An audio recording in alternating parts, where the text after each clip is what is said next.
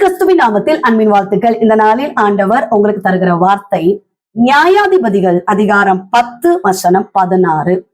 அவர் இஸ்ரவேலின் வருத்தத்தை பார்த்து மனதுருகினார்.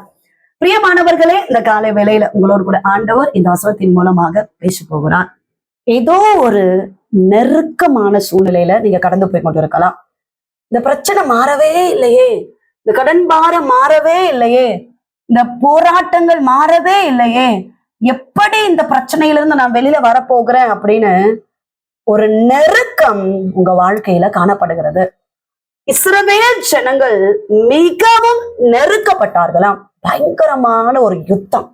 அவர்களால் அதை தாங்கிக் கொள்ள முடியாதபடி அவங்க நெருக்கப்பட ஆரம்பித்தார்கள். இந்த சூழ்நிலையில தான் கர்த்தரை நோக்கி விண்ணப்பம் பண்ணுகிறாங்க.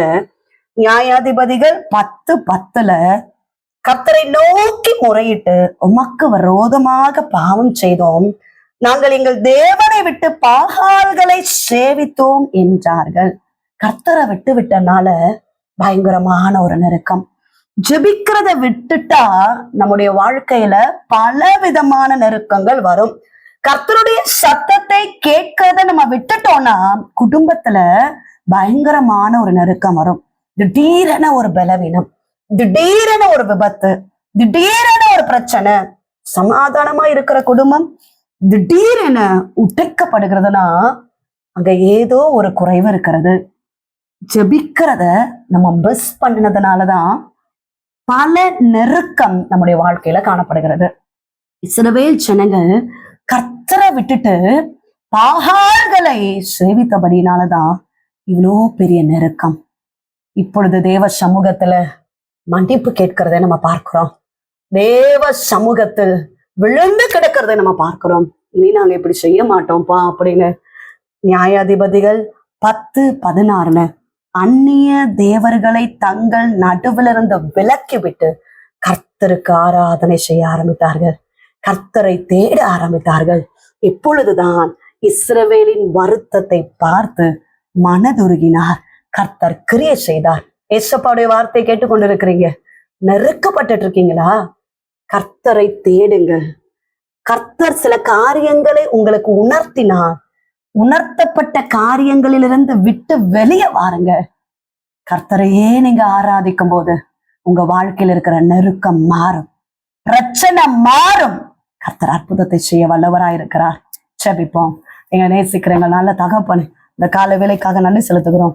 கர்த்தர் தந்த நல்ல வார்த்தைக்காக நன்றி அப்பா. இஸ்ரவேல் ஜனங்கள் கர்த்தரை தேடின போதோ அந்த நெருக்கங்களை கர்த்தர் மாற்றிடப்பா. உண்மையான தேவ பிள்ளைகளுக்காக ஸ்தோத்திரம். குடும்பங்களை ஆசீர்வதிங்க, கையின் பிரயாசங்களை ஆசீர்வதிங்க. நெருக்கப்பட்டு இருக்கிற நிலைமைகள் மாறட்டோப்பா. ஒரு கடன் பாரம் என்ற நெருக்கத்துல இருக்கிறாங்க சுவாமி. கடன் பாரங்கள் மாறட்டும், தேவைகளை சந்திப்பீராக. திருமணமாக வேண்டிய பிள்ளைகளை ஆசீர்வதிங்கப்பா. கர்ப்பத்தின் கனிக்காக காத்திருக்கிற பிள்ளைகளை ஆசீர்வதிங்க. கர்ப்பிணிகளை கர்த்தர் ஆசீர்வதிக்கும்படியாக ஜெபிக்கிறோம்.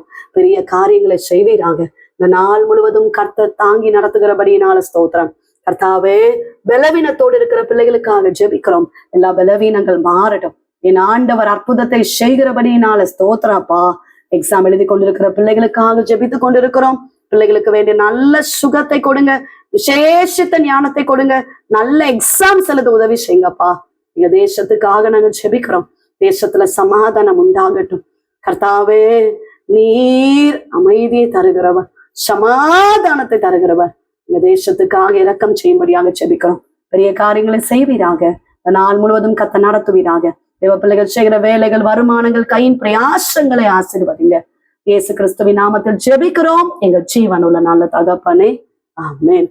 பிரியமானவர்களே, கர்த்தர் உங்களோடு பேசியிருக்கிறார். கர்த்தர் நிச்சயமாய் அற்புதத்தை செய்வார். உங்களுக்காக, உங்களுடைய ஜெப விண்ணப்பங்களுக்காக நாங்கள் ஜெபிக்கிறோம். நீங்களும் எங்களுக்காக, எங்களுடைய ஊழியங்களுக்காக ஜெபித்துக் கொள்ளுங்க. டிவோஷன் மூலமாய் உங்களோடு ஆண்டவர் பேசுகிறதை எங்களை பகிர்ந்து கொள்ளுங்க. இந்த வார்த்தை அநேகருக்கு பிரயோஜனமா இருக்கும் என்றால் அநேகருக்கு ஷேர் பண்ணுங்க. God bless you.